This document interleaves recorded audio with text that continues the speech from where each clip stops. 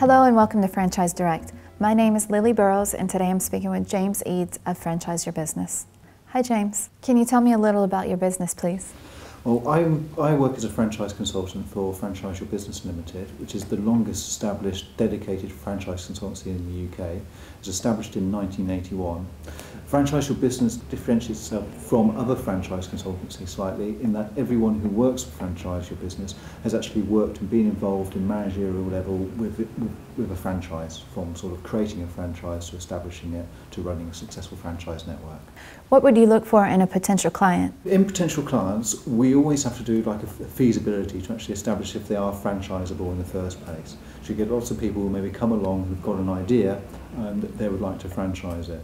In order to franchise a business, there has to be a business running successfully before you can even start.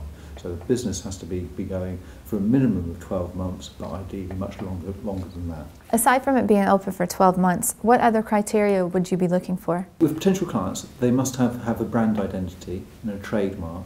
There must be a system and a way of doing business so that the franchisor can then transfer the skills and the way that they've managed to be successful onto the franchisees. So there's got to be a system there. The franchisor must also have the resources to be able to train franchisees and to implement that system and pass over that knowledge to the franchisees, but then also to monitor and manage the franchise network.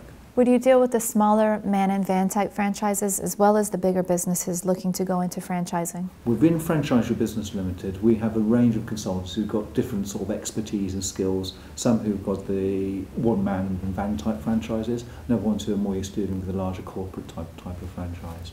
How much would it typically cost to franchise out my business? It's very difficult to say how much it would actually cost a business to franchise, depending on what the franchisor has already got in place.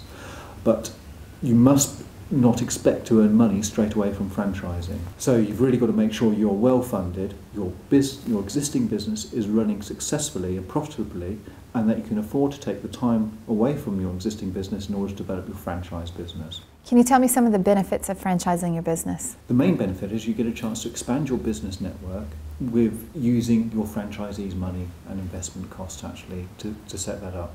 Another key benefit is that your franchisee will be much more dedicated to making sure that business is successful than, say, putting a manager in a branch. And also, you get a way of getting your brand out there much quicker, because it can be much quicker maybe to build a network up via franchising than it is to do it in more traditional methods. And if I did want to franchise my business, would I need to come to you with a business plan in place? No, we always help our clients develop business plans because we have the franchising expertise and we know how long it may take to establish a franchise, and we know also the other elements which you need to put into that business plan.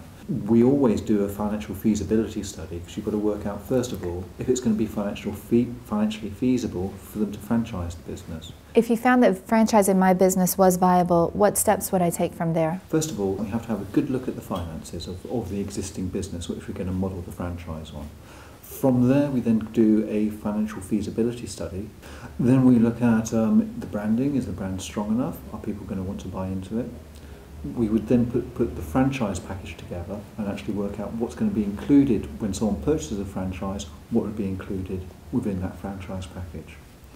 From there, we then sort of work out what sort of fee levels to charge, what is that franchise package worth, looking at the competitor franchises, if there are any in the marketplace, to get a right level of fees. Once we've got the franchise package together and we know how it's all going to work, we then start drawing up a legal brief to get the franchise agreement created.